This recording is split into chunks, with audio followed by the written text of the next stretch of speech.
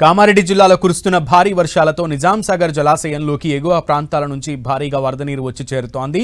ఎగువ ప్రాంతాల నుంచి 2,31,363 క్యూసెక్ల వరద వచ్చి చేరడంతో 24 గేట్లను ఎత్తి 1,99,244 క్యూసెక్ల నీటిని మంజీరా నదిలోకి విడుదల చేశారు.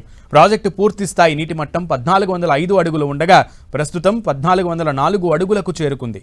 నదీ పరివాహక ప్రాంత ప్రజలు, రైతులు, పశువుల కాపరులు అప్రమత్తంగా ఉండాలని, మంజీరా నదిలోకి దిగవద్దని సూచించారు.